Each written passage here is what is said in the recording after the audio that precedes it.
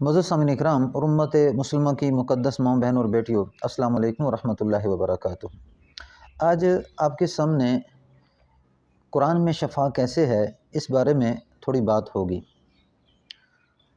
अल्लाह सुब्हानहु व तआला ने मुसलमानों के लिए एक बहुत बड़ा इनाम अता किया कि ये कुरान मजीद फ़ुरक़ान हमीद अता फ़रमाई, हज़ूर सल्लल्लाहु अलैहि वसल्लम पे 23 साल के अरसा में नाज़िल करके मुकम्मल फ़रमाई।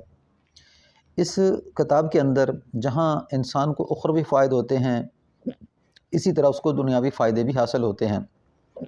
और अल्लाह ने कुरान पाक के अंदर वो सारी चीज़ें ज़िक्र फरमा चुकी हैं और कोई उसको समझता है, कोई उसको समझता नहीं। कुरान ने सबसे पहला जो हुक्म आता है कि शफ़ा के बारे में और हदायत के बारे में, वो आयत है कुल हुवा लिल्लज़ीना आमनू हुदम व शिफ़ा। कह दो ईमान वालों को कि ये कुरान उनके लिए हदायत भी है और शफ़ा भी है।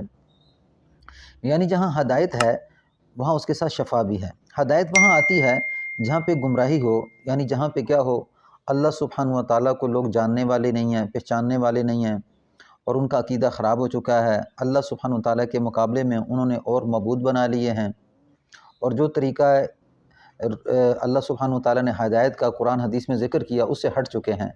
कहीं पे लोग नबियों का इनकार करते हैं, कहीं पे लोग अल्लाह का इनकार करते हैं और फिर शिरक के अंदर मुब्तला हो जाते हैं। कोई किसी ने हज़रत उज़ैर अलैहिस्सलाम को अल्लाह का बेटा बना लिया, किसी ने हज़रत ईसा अलैहिस्सलाम को अल्लाह का बेटा बना लिया और ये सारी शिक्कें शिरक के अंदर इंसान को ले जाने वाली हैं। और इन सारी चीज़ों को कुरान खोल खोल के बयान करता है कि नहीं भाई, अल्लाह सुब्हानहु व तआला की ज़ात अकेली है, यकता बेमिसाल है, वो अपनी ज़ात में बेमिसाल है और अल्लाह अकेला है, उसी की इबादत है, उसी के आगे सजदा है। यानी ईमान को कुरान खोल खोल के बयान करता है। और दूसरा मौजू शफ़ा चलता है कि जिसमें देखें शफ़ा वहाँ होती है जहाँ पे बीमारी आए, तो हदायत वहाँ होती है जहाँ पे गुमराही आए। और ये लफ्ज़ दोनों साथ साथ अल्लाह ने बोले हैं, हुदम व शिफ़ा। और अरबी का ये कायदा है कि ये इसको जो अरबी समझने वाले लोग हैं वो खूब अच्छी तरह जानते होंगे। हुदम व शिफ़ा के अंदर यानी अल्लाह ने फरमाया कि हदायत भी है और शफ़ा भी है, यानी ये दोनों, एक लफ्ज़ मतूफ़ है और दूसरा मतूफ़ अलैह है। और अरबी का ये कायदा है कि मतूफ़ अलैह दोनों आपस में मुतग़य्यर होते हैं, यानी उन दोनों का मकसूद जुदा होता है। अब हदायत वहाँ आएगी जहाँ पे गुमराही आएगी और शिफ़ा वहाँ आएगी जहाँ पे बीमारी आएगी।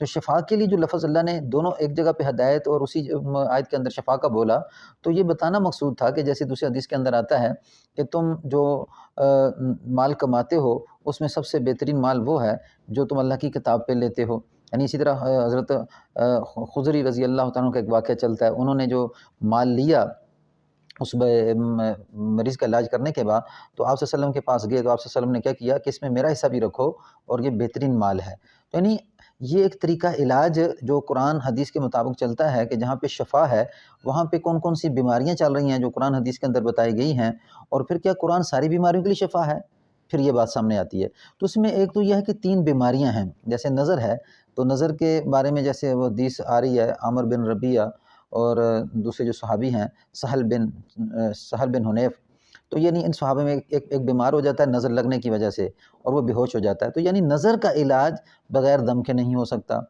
और फिर एक चीज़ ये, फिर दूसरा शैतान का मस है जो कुरान के अंदर अल्लाह ने अय्यूब अलैहिस्सलाम की बीमारी के अंदर ज़ाहिर किया। तो शैतान का मस, उससे डॉक्टरी इलाज जो है ना आजिज़ आ जाएंगे, यानी कि डॉक्टर जो है ना इस इलाज को नहीं कर सकेंगे। उसका ज़िक्र वअय्यूब इज़ नादा रब्बहु अन्नी मस्सनी शैतानु बिनिस्बिन व अज़ाब के अंदर अल्लाह ने ज़िक्र फरमा दिया कि अय्यूब ने अपने रब को पुकारा, मुझे शैतान ने छुआ सहा तकलीफ़ दी। और तीसरी बीमारी जो है जादू है, और आप सल्लल्लाहु अलैहि वसल्लम पे 6 महीने तक जादू का असर हुआ। तो ये तो पोशीदा बीमारियां हैं और इनका इलाज कुरान हदीस के अलावा नहीं हो सकता कि किस तरह इनका इलाज किया जाता है। फिर इनके अलावा जो जितनी बीमारियां चल रही हैं, कुरान को अल्लाह ने उनके लिए भी शफ़ा करार दिया है कि जो भी दुनिया के अंदर बीमारियां हैं, अल्लाह ने हर मर्ज़ के लिए इलाज उतारा है। जब वो इंसान उस बीमारी के तशख़ीस के पास, यानी कि जो इलाज की जगह होती है, वहाँ पहुँच जाता है, अल्लाह उसे शफ़ा देते हैं। यह हदीस का कुछ मफ़हूम इस तरह है। तो इस तरह जितनी भी बीमारियां चलती हैं, अल्लाह ने बीमारियां भी ज़ाहिर कर दी है। यहाँ पे मसला ये होता है कि लोग बीमारियों को समझ नहीं होते और फिर लोगों का यकीन और ईमान बहुत कमज़ोर हो चुका है। फिर इस इलाज में कुछ लोग पीर बने हुए हैं कि जिन्हें कुछ पता भी नहीं है और वो दम डालते हैं और 1-2 आयतें पढ़ के दम कर देते हैं।